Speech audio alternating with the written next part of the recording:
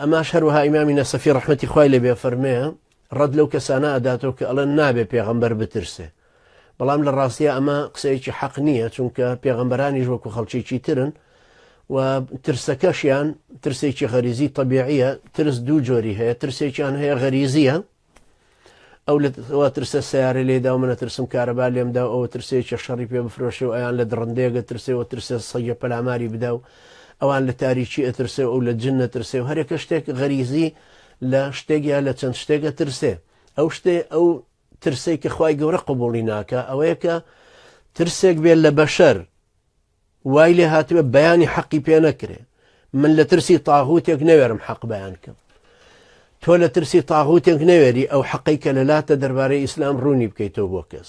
ئەگەر ئەم هەموو خەڵکە هەرێکە لە ئاستی خۆیەوە بترسێ ێ بەتەکید دینەکە خۆیە فەوتێ و واقعش لە کوردستانە ئێوەی بینن چۆنە. ئەگەر ئەم هەموو مەلایە کەس نەوێرە حەق بڵێ، کەس نەوێرە کوفر و ئیمان لێک جودا کاتەوە، کەس نەوێرە وەلا و بەڕا جودا کاتەوە لە یەکتری باسییان بکە، ئێ نەتیجەکەن چی لێ دێ؟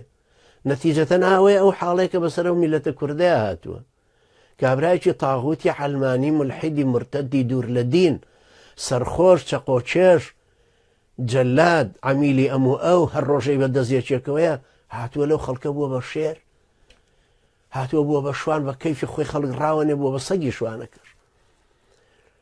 ئەمە کەی وای لێ دێ کە ئەم ترسە زاڵە بە بەسەر ئینسانە، ترسێکی غەریزی طبیعیە پێویستە بمێنێتەوە لە حەدی خۆیە. ئەگەر ڕسمی بکێشم ترسی خوای پەروەردگار بە چوارچێوەیەکی گەورە ڕسم کەین، ترسی بەشەریش یا ترسە غەریزیەکەش بە مرەبعێکی بچکۆلە.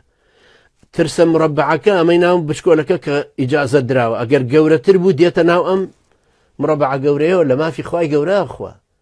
تۆ عەبدی خوای پەروەردگاری، تۆ مەفروزە لەو بترسی.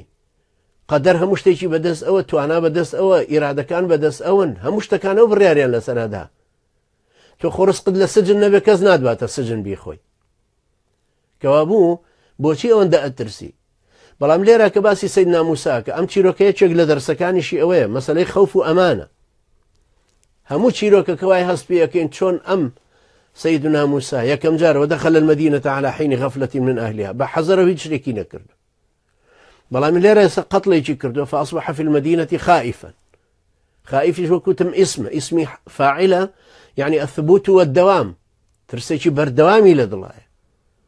دوای ئەم ترسە حتا خائفەکەش بێ بە صیغەی مبالغە زیاترە بێ لەوەش، فأوجس في نفسه خيفة موسى، يعني لا أخاف خائف صيغي مبالغة كش خيفة همي بس ما صفتي سيدنا موسى وشتكي طبيعيشة.